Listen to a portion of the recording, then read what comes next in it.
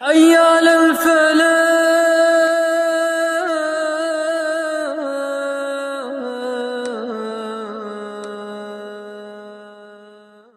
ان المنافقین یخادعون اللہ وهو خادعهم،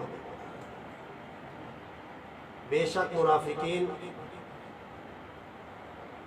اللہ کو دھوکہ دینے کی کوشش کرتے ہیں، حالانکہ حال یہ ہے کہ وہ اپنے آپ ہی کو دھوکہ دیتے ہیں۔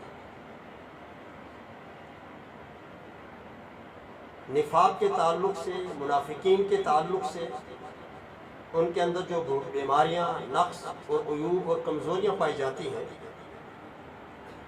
جس کو رسول کائنات علیہ الصلوۃ والسلام نے احادیث کے اندر اور اللہ رب العزت نے قرآن حکیم کے اندر بیان کیا ہے، آج اس کی میں نشاندہی کروں گا تاکہ ہر مسلمان، ہر مومن، ہر موحد اپنے آپ کو ان برے خصائل سے بچا سکے، بری عادات سے بچا سکے،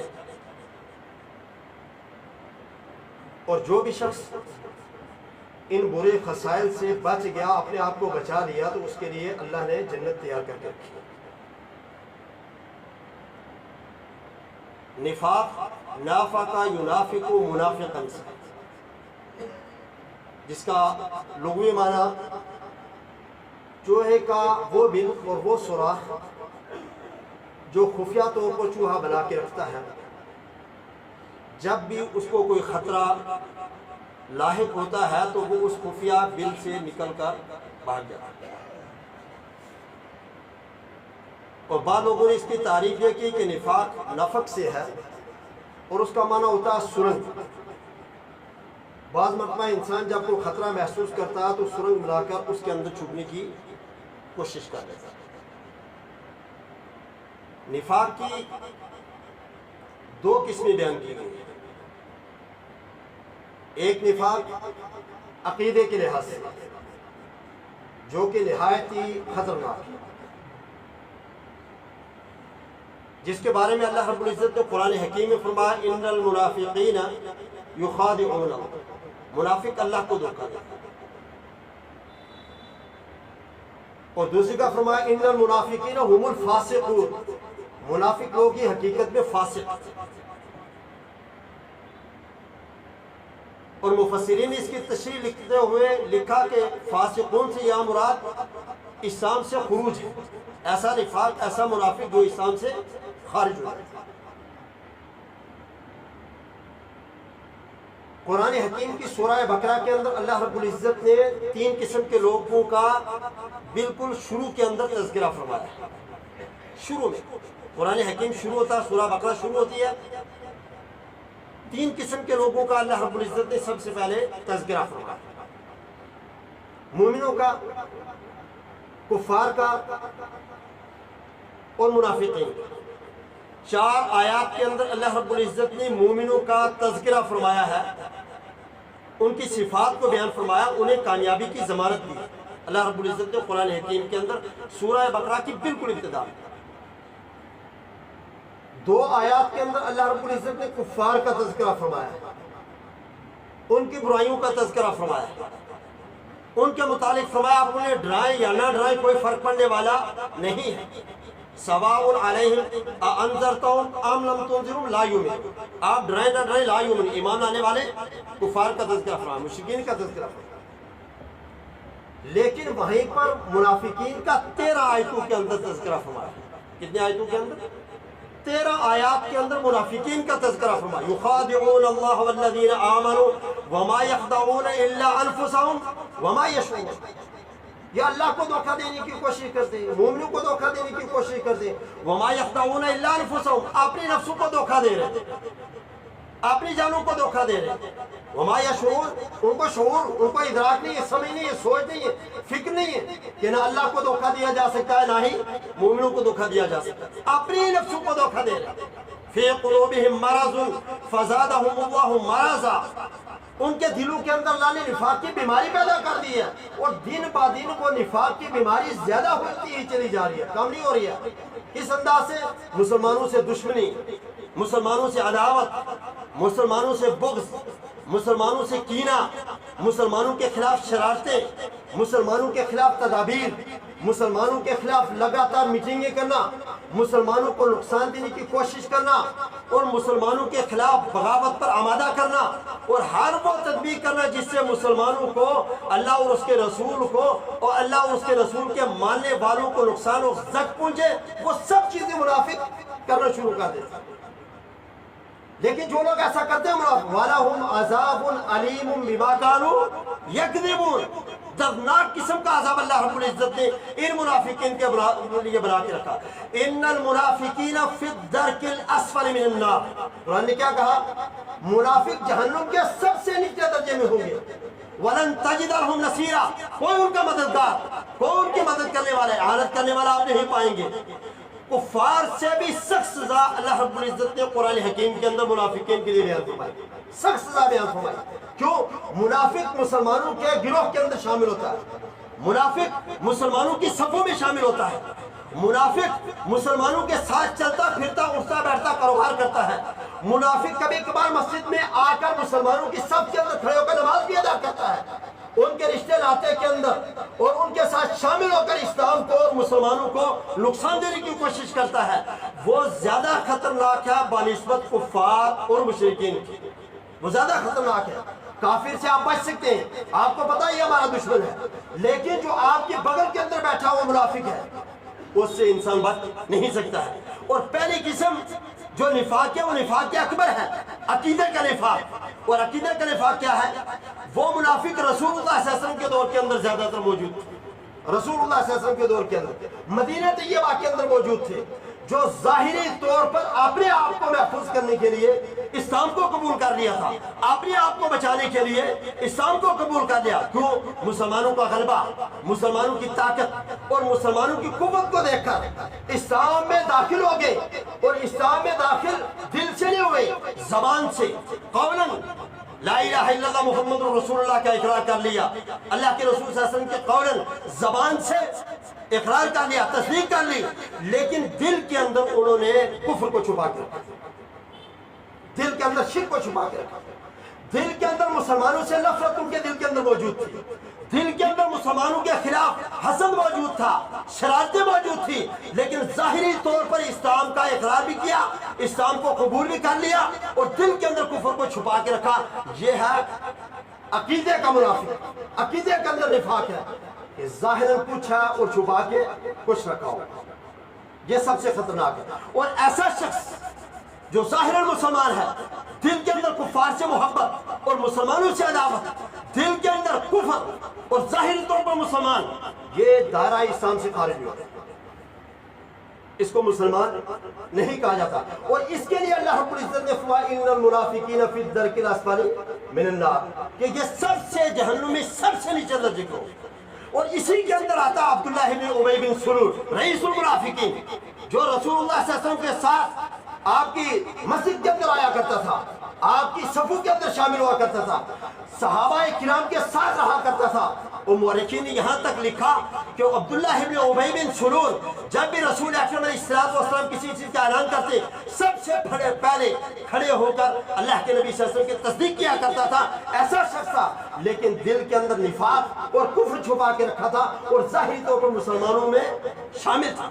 یہ وہ شخص تھا کہ جنگ احد کے موقع پر رسول اکرم علیہ السلام سے اپنے 300 ساتھیوں سے لے کر الگ ہو گیا تھا، واپس چلا گیا تھا، اور مسلمانوں کی تعداد صرف 700 رہ گئی تھی۔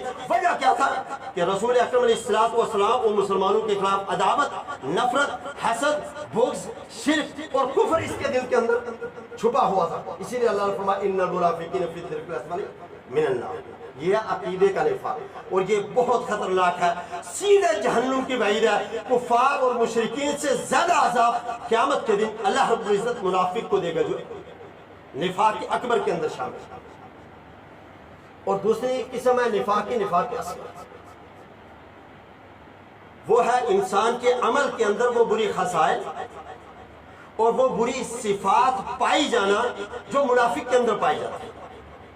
عقیدتاً وہ منافق نہیں ہوتا، مسلمان ہوتا ہے، ایمان اس کے دل کے اندر موجود ہوتا ہے، صاحب ایمان ہوتا ہے، لیکن عملاً کو طے کر جاتا ہے کہ عملی طور پر اس کے اندر وہ صفات، وہ خصائص، وہ عادات پائی جاتی ہیں جن سے رسول اکرم علیہ السلام منع فرمایا، اور وہ عادات، وہ اطوار اور وہ خصائص اللہ کے نبی صلی اللہ علیہ وسلم نے فرمایا کہ یہ منافق کی نشانیاں ہیں، نفاق آپ کی نشانیاں ہیں، اور یہ عادات ان کے اندر پائی جاتی ہیں جن کے اندر نفاق ہوتا ہے۔ رسول اللہ صلی اللہ علیہ وسلم بتایا۔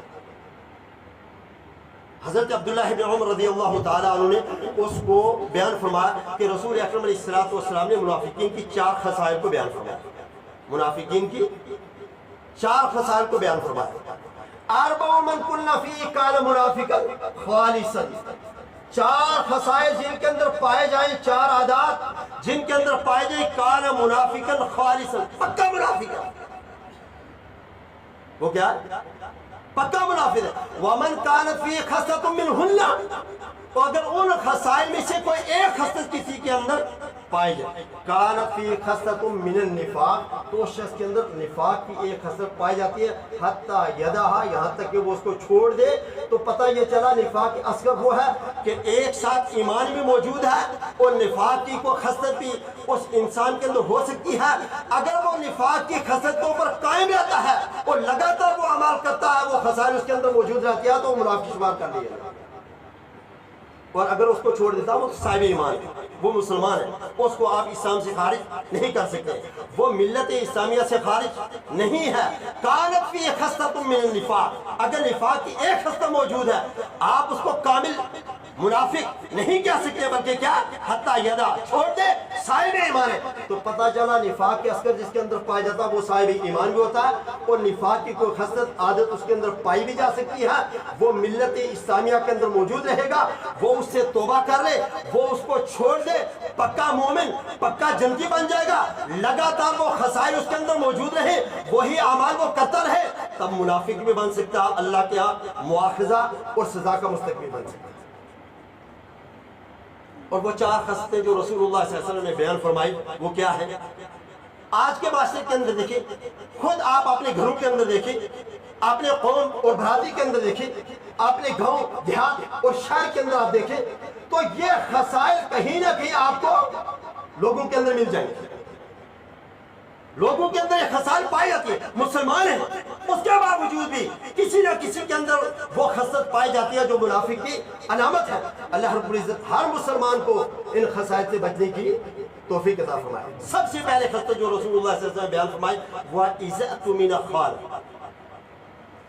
جب کسی کے پاس امانت رکھی جائے تو اس میں خیانت کر سکتا ہے، امانت رکھی جائے اس میں خیانت کر سکتا ہے، کہ کسی کے پاس امانت رکھی، مال رکھا، متاع رکھا، سامان رکھا، تو اس کے اندر خیانت کر لی، اس میں سے کچھ لے لیا، اس میں سے کچھ خرچ کر دیا اور واپس پورا سامان نہیں کیا، یا کسی نے امانت رکھی پورا کا پورا مال کھا گیا، پورا کا پورا مال کھا گیا۔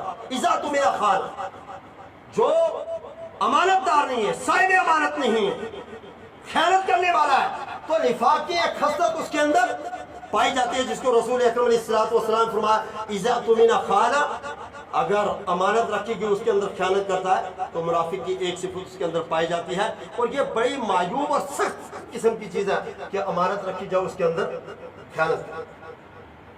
اس کے اندر ایک مزدور بھی شامل ہو سکتا ہے، اس کے اندر ایک ملازم بھی شامل ہو سکتا ہے، اس کے اندر ایک وزیر اعلیٰ بھی شامل ہو سکتا ہے، وزیر اعظم، ڈی سی، ایس پی، سب شامل ہو سکتے ہیں کہ جو رفائی کام، جو چیز فنڈ عوام کے لیے، پبلک کے لیے دیے جائے، اس میں سے خیانت کر کے اپنا گھر بنا لے، اس میں سے خیانت کر کے اپنا راستہ بنا لے، اس میں سے خیانت کر کے اپنی کوٹھی بنا لے، اس میں سے خیانت کر کے اپنا مکان یا کوئی چیز، دکان یا کارخانہ کچھ بھی کھول لے، یہ خیانت ہے، یہی خیانت ہے۔ اور خیانت ایک ایسا گناہ ہے کہ رسول اکرم علیہ السلام نے فرمایا کہ شہادت ملنے کے بعد بھی جنت کے اندر یہ شخص نہیں جا سکتا ہے، اللہ رب العزت کا عذاب کا شکار ہوگا۔ اتنے سخت، اتنے سخت۔ حضرت ابو ہریرہ رضی اللہ تعالی عنہ بیان کرتے ہیں کہ ایک شخص نے رسول اکرم علیہ السلام کو ایک غلام ہدیے کے اندر یا تحفے کے اندر، دلیل سنیں آپ، تحفے کے اندر، غلام کا نام مدعم، ہمیشہ رسول اللہ صلی اللہ علیہ وسلم کی خدمت کرتا، ہمیشہ رسول اللہ صلی اللہ علیہ وسلم کی خدمت میں حاضر رہتا، ہمیشہ رسول اللہ صلی اللہ علیہ وسلم کے سامنے کھڑا رہتا، کوئی بھی ضرورت اللہ کے نبی صلی اللہ علیہ وسلم کو پڑے وہ غلام خدمت کے لیے حاضر۔ آپ سمجھے ظاہری طور پر کتنا بڑا مقام تھا اس کا۔ نبی کائنات جناب محمد رسول اللہ صلی اللہ علیہ وسلم کی خدمت کرنے والا، آپ کے ساتھ رہنے والا، آپ کے ساتھ ہمیشہ کھڑا رہنے والا، کتنا بڑا مقام ہے۔ ایک مرتبہ رسول اکرم علیہ السلام کی سواری پر کجاوا کس رہا تھا، اچانک کہیں سے تیر آیا، لگا اور مر گیا۔ اب صحابہ کرام موجود تھے، صحابہ کرام نے فرمایا اللہ کے نبی صلی اللہ علیہ وسلم مبارک ہو شہادت، آپ کا غلام شہید ہو گیا، کتنا بڑے مرتبہ والا، ایک آپ کی خدمت کی، دوسرا شہادت کی موت پالی، مبارک ہو، شہادت مبارک ہو اس کو۔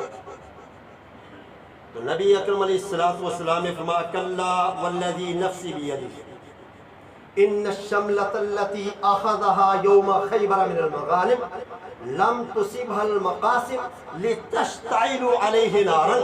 یہ فرمایا قسم ہے اس ذات کی جس کے قبضہ قدرت میں میری جان، جس کے ہاتھ میں میری جان ہے، وہ چادر جو خیبر کے موقع پر مال غنیمت میں سے ملی تھی، اس نے اس کو لے لیا تھا، اور مال غنیمت جب تقسیم کی گئی تو اس کے اندر شامل اس نے نہیں کیا، خیانت کر لی تھی، چادر کو چرا لیا تھا، مال غنیمت کی چادر تھی، لے لیا تھا، اور کیا بڑھا لی تشتعل علیہ نارا، وہ چادر اس کے اوپر جہنم کی آگ کو بھڑکا رہی تھی، وہ چادر اس کے اوپر جہنم کی آگ کو بھڑکا رہی تھی۔ آپ اسے اندازہ لگا سکتے ہیں آج ہمارے معاشرے کے اندر کتنے لوگ ہیں، ہمارے سماج اور ہماری سوسائٹی کے اندر کتنے لوگ ایسے ہیں جو امانت کے اندر خیانت کرتے ہو، اس کو کوئی گناہ بھی نہیں سمجھے، کوئی گناہ نہیں، بلکہ گناہ کا جو اللہ رب العزت نے گناہ انسان کرے اس کے دل کے اندر ڈر ہو تب بھی یہ ایمان کی حیثیت کا، گناہ کے بعد ڈر، ندامت اور شرمندگی آ جائے۔ کتنے ایسے لوگ ہیں، لاکھوں اربوں کی تعداد میں ہوں گے جو خیانت بھی کرتے ہیں اور اس کو مال غنیمت بھی سمجھتے ہیں، خیانت بھی کرتے ہیں اس کے اوپر اپنا حق بھی جتاتے ہیں، خیانت بھی کرتے ہیں اس کو کمیشن کا نام بھی دیتے ہیں، خیانت بھی کرتے ہیں اور سینہ چوڑا کر کے اور اپنی گردن کو بلند کر کے معاشرے کے اندر، سماج کے اندر چلتے بھی ہیں، انہیں کوئی احساس نہیں ہے کہ رسول اکرم علیہ السلام نے اللہ رب العزت نے قرآن حکیم کے اندر کتنی سخت وعید نازل کی ان لوگوں کے اندر، ان لوگوں کے لیے جن کے پاس لوگ امانت رکھے وہ اس کے اندر خیانت کر سکتے ہیں۔ رسول اللہ صلی اللہ علیہ وسلم نے اس کو قیامت کی نشانی قرار دیا، وَيُصْبِحُ النَّاسُ يَتَبَايَعُونَ وَلَا يَكَادُ أَحَدٌ يُؤَدِّي الْأَمَانَةَ فَيُقَالُ إِنَّ فِي بَنِي فُلَانٍ رَجُلًا أَمِينًا۔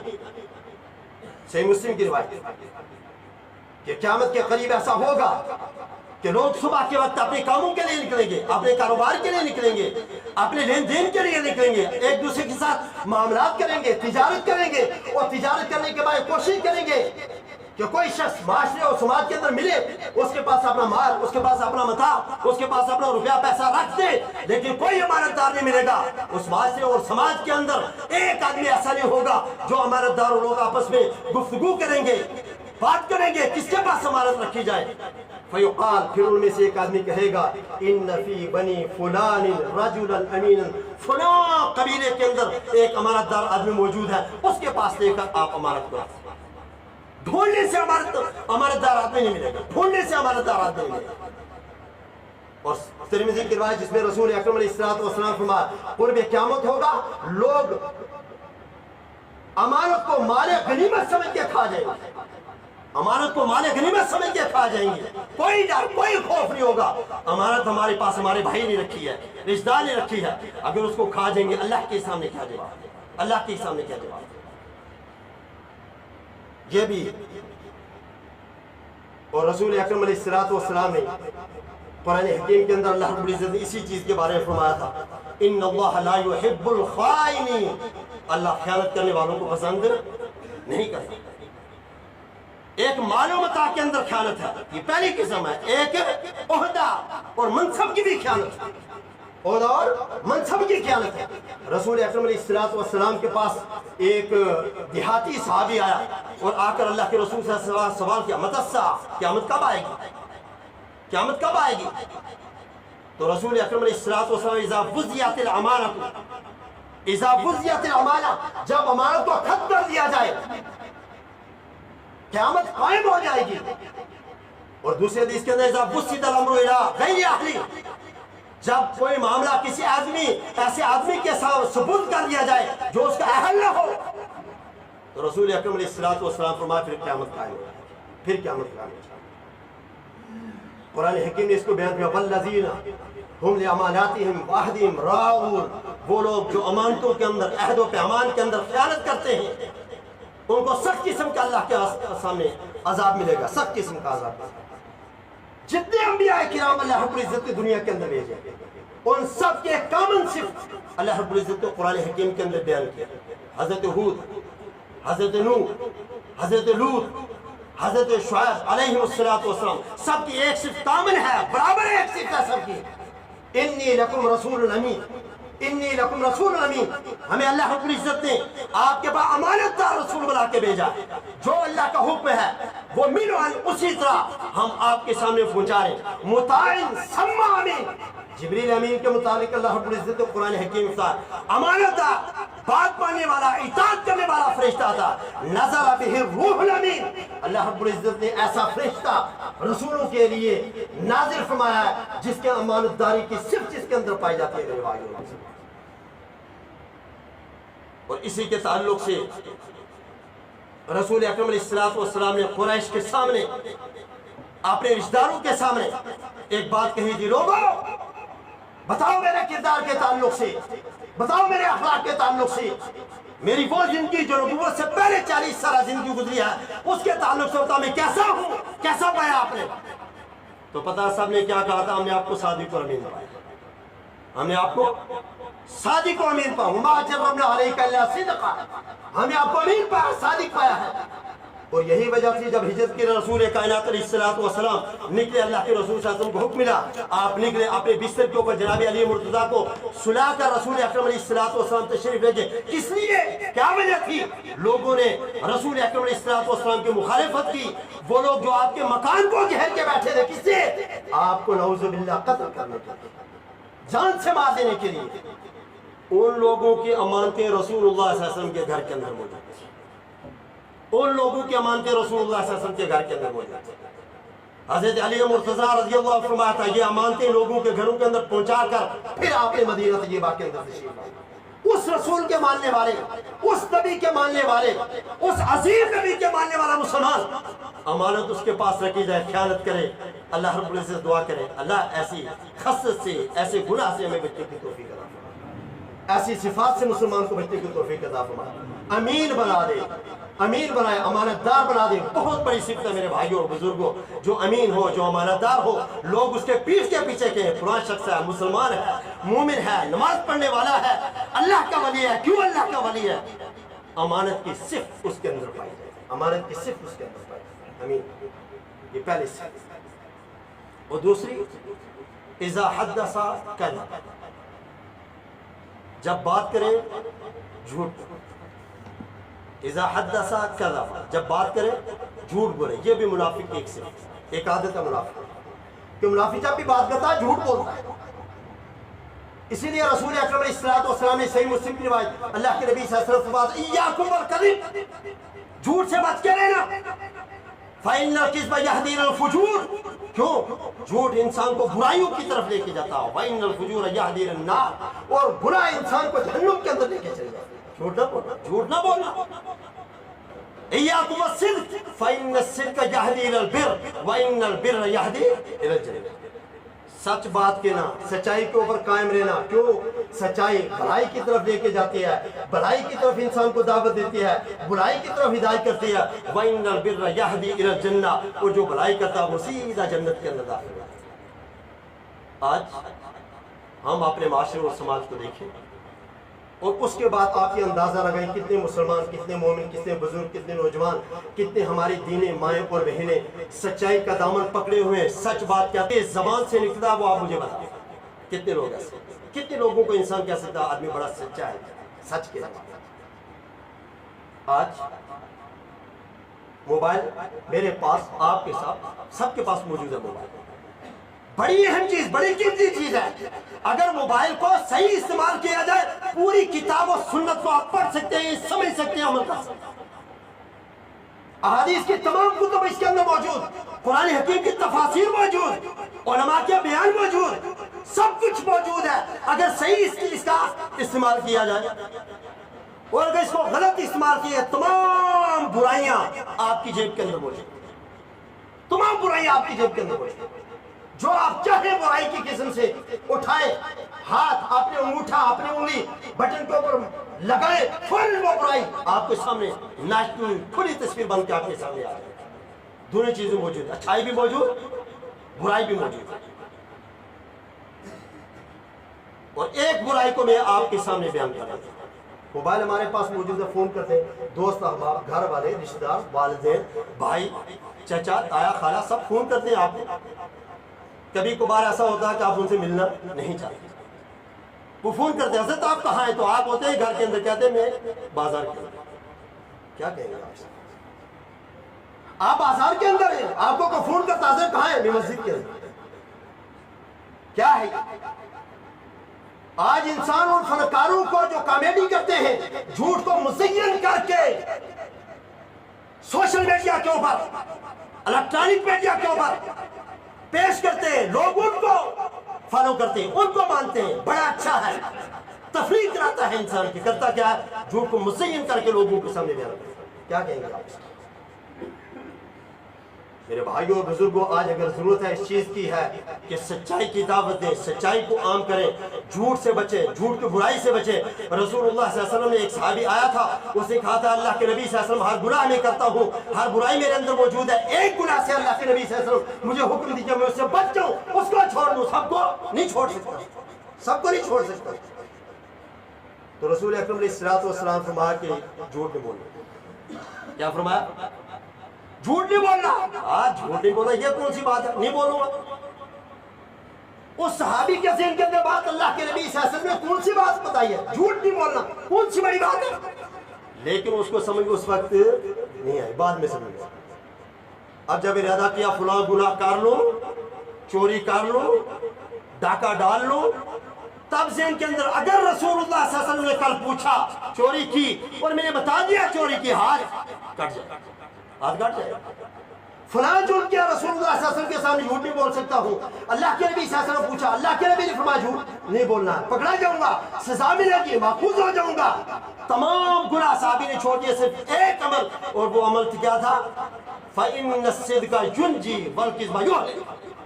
सच्चाई इंसान को निजात दिलाती है, झूठ इंसान को तबाह कर देता, हिलाक कर देता, बर्बाद करता। एक झूठ बोलने के बाद इंसान उसको सच साबित करने के लिए 10 झूठ बोलता है। मेरे भाइयों और बुजुर्गों, रसूल अकरम अलैहिस्सलातु वस्सलाम की सीरत तैयबा को उठा कर देखे। अबू सुफियान जिन्होंने अभी इस्लाम कबूल नहीं किया था, हिरकल के दरबार के अंदर पहुंचे। वो हिरकल के दरबार में पहुंचने के बाद हिरकल ने एक सवाल किया था, थे कुल अबू सुफियान उस वक्त अभी इस्लाम को कबूल नहीं किया, मुसलमानों के दुश्मन, 21 साल तक रसूलुल्लाह सल्लल्लाहु अलैहि वसल्लम से बराबर लड़ते रहे, झगड़ते रहे, जंग करते रहे, आपके खिलाफ हर कोशिश की अबू सुफियान ने। लेकिन जब हिरकल के सामने पहुंचे तो हिरकल ने बहुत सारे सवाल किए, और उन सवालात में से एक सवाल ये भी था, आप बताएं रसूल अकरम अलैहिस्सलातु वस्सलाम की वो जिंदगी जो 40 साल से पहले की जिंदगी थी, आपने कभी एक मरतबा भी रसूल अकरम अलैहिस्सलातु वस्सलाम को नऊज़ु बिल्लाह झूठ बोलते हुए सुना? ये पूछे एक मरतबा कभी पूरी 40 साल जिंदगी के अंदर हजरत मोहम्मद रसूलुल्लाह सल्लल्लाहु अलैहि वसल्लम को झूठ बोलते हुए सुना? वो काफिर होकर भी सच्चा था मेरे भाइयों, कुफ्र इख्तियार किया हुआ था, दुश्मन था, लेकिन तारीख ने लिखा ना कि अबू सुफियान ने कहा कि पूरी 40 साल जिंदगी के अंदर हमने रसूलुल्लाह सल्लल्लाहु अलैहि वसल्लम के अंदर ये ऐब नहीं पाया। अल्लाह के नबी सल्लल्लाहु अलैहि वसल्लम की जबान से, आपके होंठों से जब भी कलमा निकला सच ही का निकला, कभी झूठ नहीं बोला। इसीलिए कहा था वमा जर्रबना अलैका इल्ला सिद्क़ा, अल्लाह के नबी सल्लल्लाहु अलैहि वसल्लम हमने जब भी कोई तजर्बा किया आपको सादिक ही पाया, आपको अमीन ही पाया, कभी आपने झूठ नहीं बोला। दो, अल्लाह रब्बुल इज़्ज़त से दुआ करें कि अल्लाह हमें सच बोलने की तौफीक अता फरमाए, झूठ की बुराई से अल्लाह बचाए। ये मुनाफिक की एक निशानी है, मुनाफिक की आदत है, मुनाफिक के खसाइल में से एक हसरत है जो आज आप मुझे माफ करेंगे, मुसलमानों की सफ़ों के अंदर झूठ बहुत आम है।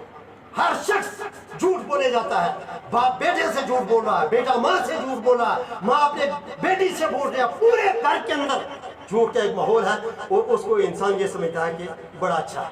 جھوٹ بول کے انسان پھر لوگوں کے سامنے مجالس میں بعض اوقات ایسا تھا آپ نے جھوٹ کو بیان کر کے فخر محسوس کرتے ہیں، دیکھو میں نے جھوٹ بول کے فلاں چیز سے میں نے کر کے آ گیا، جبکہ کتنی بڑی برائی ہے۔ رسول اکرم علیہ السلام فرمایا جھوٹ بولو گے جھوٹ آپ کو جہنم کے اندر لے کے جائے۔ تیسری چیز وَإِذَا خَاصَمَ فَجَرَ، جب انسان کسی سے جھگڑے تو گالیاں دینا شروع کر دے، گالیاں دینا، جب بھی جھگڑا ہو جائے گالیاں دینا شروع کر دے۔ آپ میں ہم سب سمجھ سکتے ہیں کہ ہر انسان جو دنیا کے اندر آیا ہے اپنے رشتہ داروں سے، اپنے دوست احباب سے کبھی نہ کبھی جھگڑا ہو جاتا ہے، غصہ آ جاتا ہے۔ آپ خود سمجھ لیں کیا جھگڑا ہونے پر ہماری زبان سے گالیاں نکلتی ہیں؟ حالات کیا ہے؟ حالات یہ ہیں کہ ایک انسان نوجوان میرے ساتھی چوراہوں میں، بازار کے اندر، اپنی مجالس میں بات کرتے ہو، ماں بہن کی گالیاں دیتے ہیں، ماں بہن کی گالیاں آپس میں بات کرتے ہوئے۔ اگر کہا جائے حضرت آپ گالیاں کیوں دے رہے ہیں، اس کی جگہ کو اور ناس بھی کہہ سکتے ہیں، تو کہتے ہیں تکیہ کلام بن گیا، کیا کریں عادت ہے، خود ماں بہن کی گالیاں دیتے ہیں۔ اور رسول اللہ صلی اللہ علیہ وسلم نے کیا فرمایا، کسی کی والدہ کو گالی نہ دو، اس کی والدہ کو گالی دو گے وہ آپ کی والدہ کو گالی دے گا۔ اور میں آپ خود اپنی ماں کو اپنے بہن کو گالی دے رہا ہوں، کیا ہمارے کلام کے اندر یہ بات شامل ہے، ہماری عادت بن گئی ہے، ہمارا تکیہ کلام بن گیا۔ میرے بھائیوں بزرگوں، رسول اللہ صلی اللہ علیہ وسلم سباب المسلم فسوق، کسی مومن کو، کسی مسلمان کو گالی دینا یہ فسق ہے، یہ گناہ ہے، اور یہ گناہ جب آپ کرتے رہیں گے جہنم کے اندر چلے جائیں گے۔ اور چوتھی سی وَإِذَا عَاهَدَ فَجَرَ، جب معاہدہ کو کرے تو اس کو توڑ، معاہدہ کرے اس کو توڑ دے۔ معاہدہ ہم کرتے ہیں نا، انسان ایک دوسرے لین دین کے اندر، تجارت کے اندر معاہدہ کرتا ہے، کوئی بات ہے اس کے اندر معاہدہ کرتا ہے پھر اس کو توڑ دیتا ہے۔ آخری بات آپ کے ختم کر دوں گا، حضرت امیر معاویہ کے دور کے اندر امیر معاویہ نے رومیوں سے معاہدہ کر لیا، اور معاہدہ کرنے کے بعد جب معاہدہ بالکل قریب آیا تو امیر معاویہ نے اپنی فوج کے دستے بھیجنا شروع کر دیے کہ جب معاہدہ کی میقات اور وقت مکمل ہو جائے گا فوراً حملہ کر دیں گے، فوراً حملہ کر دیں گے۔ ایک مرتبہ امیر معاویہ ایک دستہ تیار کر رہے تھے، دور سے ایک سوار آیا، دور سے ایک سوار آیا، بھاگتا اپنے گھوڑے کے نکیل کو کھینچ کے اور آواز دے اللہ اکبر وفاء لا غدارا، امیر معاویہ وفا کرو، دھوکہ دہی نہ کرو۔ جب قریب پہنچے رسول اللہ صلی اللہ علیہ وسلم کا عظیم صحابی حضرت عمرو بن عبسہ، امیر معاویہ فرمایا کیا بات ہے؟ فرمایا آپ نے رسول اللہ صلی اللہ علیہ وسلم کا پیغام نہیں سنا، اللہ کے رسول کا حکم نہیں سنا؟